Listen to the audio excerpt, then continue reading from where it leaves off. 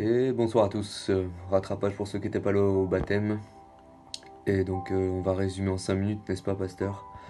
Et voilà. Donc les grandes lignes, c'est que moi j'ai grandi en fait dans une famille chrétienne.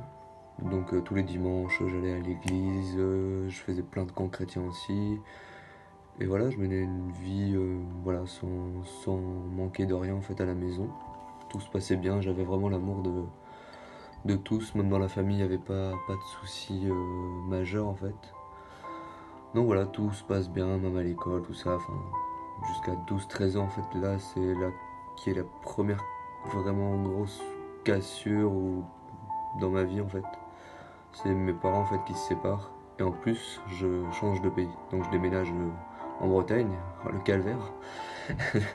Et donc voilà, c'est là vraiment où je commence à me renfermer sur moi-même. Enfin, voilà, même le soir, j'étais pas bien en fait, je pleurais même tout seul le soir dans mon lit. Enfin, c'était une dure période. Avec mon beau-père aussi, ça allait pas très bien en fait, jusqu'à ce qu'il devienne chrétien. Donc voilà, je me demandais, même j'avais beaucoup de colère contre ma mère. Je me disais, mais vas-y, pourquoi on est là? Pourquoi on retourne pas en Belgique là? Et en fait, tout a changé en fait. C'est même au niveau de mes amis, j'arrivais pas à avoir un. J'étais en marge en fait, souvent dans un groupe. On m'appréciait tout ça, mais je me sentais pas greffé avec eux en fait.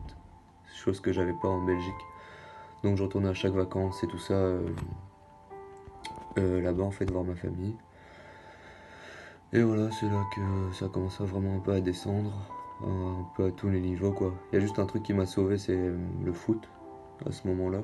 Enfin, j'étais pris dans un club professionnel en fait, le FC Lorient. Et ça a été un peu une petite bouée de sauvetage dans cette période. Et voilà, après, j'allais partiellement, on va dire, à l'église. J'allais au groupe de jeunes, tout ça, mais en fait, je vivais rien en fait, je vivais pas de foi, je vivais rien. Même si plus jeune, j'avais décidé de dire oui, moi je donne ma vie à Christ et tout, mais bon, j'avais pas la conscience intellectuelle, je devais avoir peut-être 10 ans, 9 ans, enfin, voilà. Avec le cœur d'un enfant, tu dis oui, mais il y a rien en fait. Enfin, pour ma part. Et donc voilà, je grandis comme ça jusqu'à 15-17 ans. Enfin vers 17 ans, je commence à faire mes premières sorties aussi en boîte de nuit, à vivre une vie mondaine. Donc je suis à moitié à l'église, à moitié dans le monde en fait. Et à un moment donné, j'y vais plus du tout en fait à l'église. Sauf de temps en temps des petites réunions de jeunes, mais bon, ça me gave en fait. Je suis un peu mal à l'aise parce que quand on me pose des questions, je suis là, bon ben oui, et toi, qu'est-ce que t'en penses? Bah moi je pense rien en fait parce que je vis rien.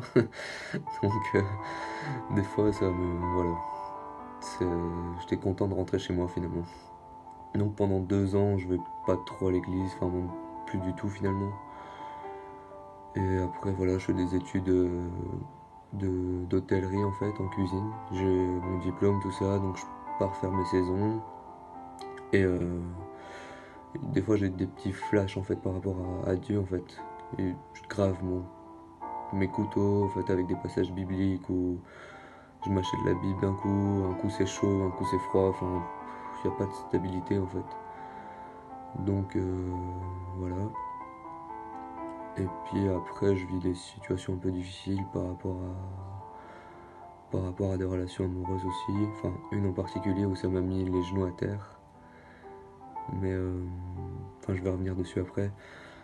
Je vais juste dire en fait que même si j'étais pas vraiment avec Dieu, j'ai vu vraiment qu'à un moment donné, il y avait sa main qui était posée en fait.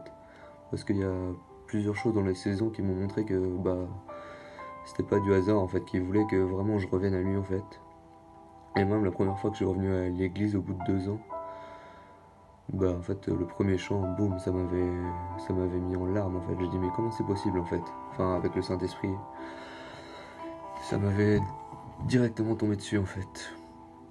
Donc voilà. Et c'était vers après 22 ans, 23 ans, je recommençais à venir tout doux, je recommençais pardon à revenir tout doucement. Et après, entre temps, j'ai eu aussi un accident de voiture aussi. Je me suis endormi au volant. Enfin, du coup, je pense que j'ai été gardé. Enfin, je pensais même pas. Je pense que j'ai été gardé. Je pourrais même pas vous parler, faire ce témoignage là aujourd'hui, quoi. Et donc après je réfléchis, il n'y a pas d'autre chose qui m'a marqué vraiment dans ma vie en fait, à part cette séparation-là, le fait de plus aller à l'église et de revenir après à Christ tout doucement. Et donc après il y a cette relation amoureuse où vraiment ça m'a mis à terre en fait, parce que c'était vraiment douloureux en fait.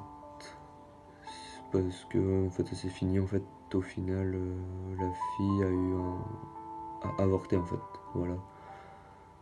Donc là c'est là où j'ai pris la claque et là je me suis dit non, il faut plus que je fasse n'importe quoi, il faut vraiment que je mette les pieds dans le même cercle.